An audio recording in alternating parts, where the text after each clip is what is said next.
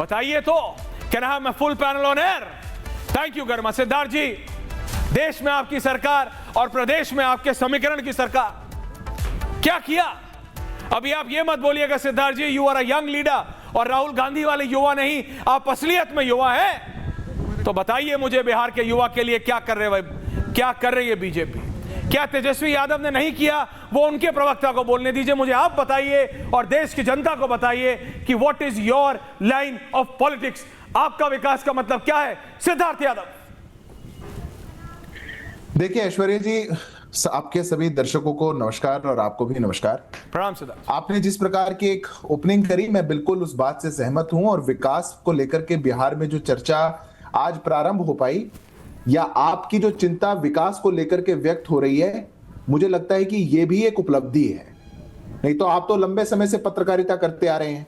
जिसको देश में अपहरण की राजधानी बना दिया गया हो, या जहां पर कारोबार केवल भ्रष्टाचार का चलता हो, एक ही उद्योग अपहरण का चलता हो, जिसको कोर्ट जंगल राज कहता हो, वहां विकास तो दूर दूर तक नहीं था। पर सीधे मैं सबसे पहले आपने जो प्रश्न पूछा उसका उत्तर देता हूं। जब 2005 में हम आए थे, तब बिहार के अंदर प्रति व्यक्ति आई 8,223 रुपए थी। आज बिहार के अंदर प्रति व्यक्ति आई 66,828 रुपीज है। यह हमारी सरकार वहां पर करके दिखा पाई। जब हम बिहार के अंदर आए थे 2005 में, तो 23,000 करोड़ का बजट होता था। जब हम आज 2025 में बैठे हैं, 3.25 लाख करोड़ का बजट बिहार का है। यह हम करके दिखा पाए। बिहार की विकास दर आज सिद्धार्थ, मैं आपको रोक रहा हूं, मैं सिर्फ आपसे कुछ और जानकारी चाहता हूं। आप मुझे बताइए पिछले 20 सालों में यानी पिछले 2 दशकों में कितनी बार जेडीयू के साथ आपकी सरकार रही है, कितने सालों तक? और आप मुझे बताइए, आज आप ये कह के बच नहीं सकते, क्योंकि यही बात आरजेडी बोलती है कि देखिए हमारा क्या है, ये तो बीजेपी जेडीयू की सरकारें रही है। तो आप मुझे बताइए पिछले 20 सालों में कितने समय तक आप सत्ता पे रहे हैं? और यही सवाल मैं प्रोफेसर अनवर पाशा से भी पूछूंगा कि पिछले 20 सालों में कितने आप सरकार में रहे हैं? और आप मुझे बताइए वो कारण, और आज बता के जाइए आप दोनों कि क्यों बिहार में एक भी आईटी फर्म नहीं है, क्यों बिहार में फोन की मैन्युफैक्चरिंग नहीं होती, क्यों बिहार में आज भी बिहार की जनता सड़क चुराने को मजबूर है? पूछता है Bharat. Siddharth Yadav ji, please tell me and tell the people of this country. देखिए ऐश्वर्या जी, बिल्कुल आपने पूछा 20 साल में हम सत्ता में कितने रहे। मैं 20 साल का हिसाब अधिकतम सत्ता में रहने को मान करके आपको दे रहा हूं। 20 साल में जितने समय आरजेडी भी रही होगी, मैं उसको भी छोड़ देता हूं। पर 2005 में जब बिहार में हम सत्ता में आए, यह आइसोलेशन में नहीं था। बिहार का जन्म तब नहीं हुआ। बिहार किस गर्त में धकेल दिया गया था, उस गर्त से बिहार को निकाल करके विकास की गति में लगाना, यह अपने आप में एक बहुत बड़ा काम था। बिहार को जब 1997 में बिहार के हाईकोर्ट ने कह दिया था कि जंगल राज कहां काबिज है, जहां पर बिहार में एमपी एमएलए डीएम की पत्नियों तक का अपहरण होकर रेप हो जाया करे, जहां पर अपहरण की फिरौती मुख्यमंत्री आवास से तय होती हो, जहां का युवा जो मजबूरी में पलायन करता हो, रोजगार के लिए नहीं, कि मुख्यमंत्री आवास मतलब जीवन की नहीं, आई कांट हियर हिम। इनकी प्लीज ऑडियो बढ़ाइए, फोल्ड बैक।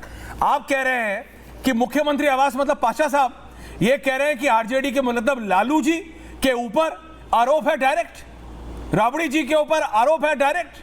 पाशा साहब, बीजेपी के प्रवक्ता लगा रहे हैं कि मुख्यमंत्री आवास से होता था। Is this true? क्या यह असलियत है? क्योंकि यह पहली बार नहीं है, बीजेपी बार बार यह आरोप लगाती है कि किडनैपिंग सिंडिकेट को टॉप ऑफिस का समर्थन था। जी प्रोफेसर साहब। ऐश्वर्या जी, आपने बहुत ही वैलिड सवाल उठाया बिहार के विकास को लेकर, और आपने देखा कि किस तरह से भारतीय जनता पार्टी के प्रवक्ता के पास कोई जवाब नहीं है। आपके पास है? कितने लोगों को नौकरियां दी, कितनी इंडस्ट्रीज लगी। आप मुझे पहले बताने तो दीजिए। आप मुझे दीजिए 25-30 सेकंड तो आप मुझे बोलने दीजिए।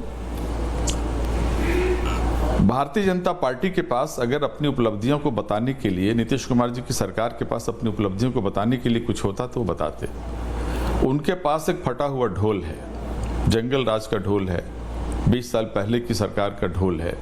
और जब उनसे कोई सवाल आप करें कि आपने 20 वर्षों में क्या किया, तो वही फटा हुआ ढोल वो बजाने लगते हैं। लेकिन जनता उनके फटे हुए ढोल की आवाज़ से उब चुकी है। आप देख रहे हैं कि बिहार के विकास के लिए रोजगार बहुत ज़रूरी है, शिक्षा बहुत ज़रूरी है, स्वास्थ्य बहुत ज़रूरी है, इंडस्ट्रियलाइजेशन बहुत ज़रूरी है। क्राइम पर रोक बहुत ज़रूरी है। और इन सब सवालों के जवाब हमारे नेता श्री तेजस्वी प्रसाद यादव जी दे रहे हैं। उनके पास एक रोड मैप है नए बिहार का, बदलाव का रोड मैप है। बिहार में तेजस्वी प्रसाद यादव जी ने जो शंखनाद फूका है नौकरी का, युवाओं के लिए नौकरी का, हर परिवार में नौकरी, इससे भारतीय जनता पार्टी जो है वो जाहिर है कि धाराशायी हो चुकी है। नीतीश कुमार की और भारतीय जनता पार्टी की सरकार के पास कोई विजन नहीं है। एक उत्सव का माहौल बना दिया श्री तेजस्वी प्रसाद यादव जी ने इस चुनाव को, बिहार के इस चुनाव को नौकरी का शंखनाद बजाकर हमारे नेता ने इसको उत्सव में बदल दिया। मुझे आपसे पूछना पड़ेगा, पर ये पहली बार नहीं है। आपने पिछली बार भी ये बोला था नौकरी। सरकार, आपके विपक्षी कह रहे हैं दे ही नहीं सकते जी। इतना बड़ा शगुफा तो किसी ने नहीं मारा जितना बड़ा तेजस्वी जी ने बोल दिया कि हर परिवार को जिसके पास नौकरी नहीं है, and I am being technically correct, उन्होंने बोला जिस भी बिहार में रहने वाले व्यक्ति के परिवार में एक नौकरी नहीं है उनको हम नौकरी देंगे, यही कहा ना उन्होंने। मैं कोई राइट या लेफ्ट नहीं कर रहा हूं, स्पेसिफिकेशन से बोल रहा हूं। आप कैसे देंगे 1 करोड़ से ज्यादा सरकारी नौकरी? आपके पास इतना पैसा नहीं है, राजस्व में इतना पैसा नहीं है। आपके पास जब इतना पैसा नहीं है तो देंगे कैसे? फिर आप बोलेंगे कि केंद्र सरकार ने आपको पैसा नहीं दिया, यानी अल्टीमेटली वादा करेंगे और उसके बाद बोलेंगे कि बीजेपी ने पैसा नहीं दिया। नहीं ऐश्वर्या जी दादा, ऐश्वर्या जी मैं आपको एक मिसाल देता हूं। इच्छा शक्ति चाहिए, रोजगार देने के लिए इच्छा शक्ति चाहिए, संकल्प चाहिए, डिटर्मिनेशन चाहिए, युवाओं के दर्द को समझने का एहसास चाहिए।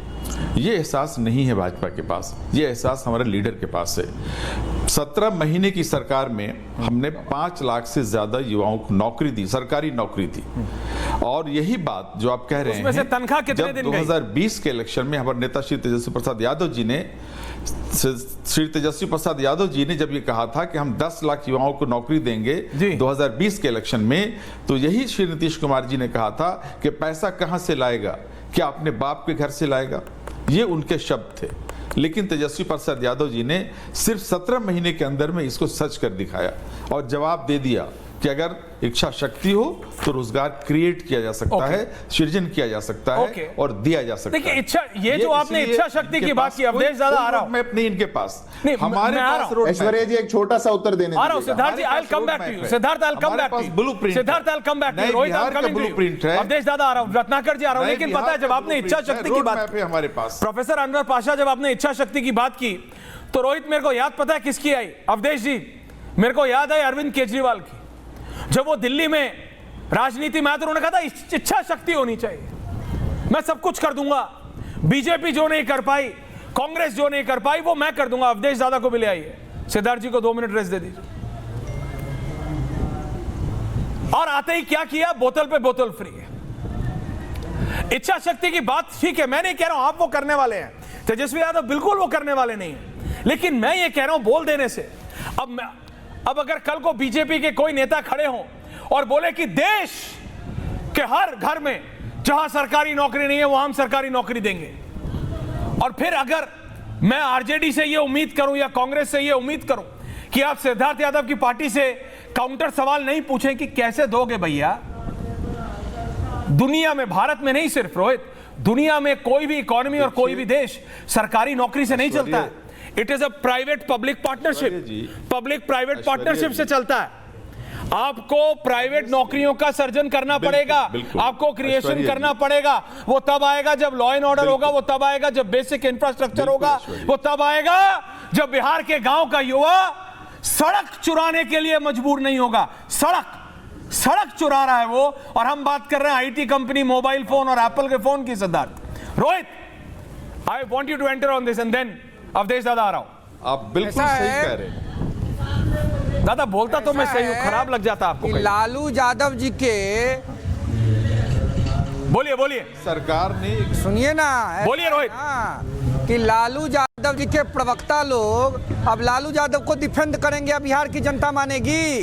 गाय, भैंस, मुर्गी, बकरी के निराला चारा के चोरी के आरोप हो रहे हैं। लालू यादव जी को पूज्य बाबा साहब अम्बेडकर, मैं आपकी बात मानता हूं प्रोफेसर साहब, कर दिया। प्रोफेसर साहब मैं आपकी बात मानता हूं। चुप रहिए, बीजेपी के रोहित, 1 मिनट शांति से बात कीजिए। सीनियर लोग हैं, अगर आप लिंक पे जुड़े, आपको पता नहीं कौन है, लेकिन बात आराम से कीजिए। I don't want personal allegations, please relax, everyone on air.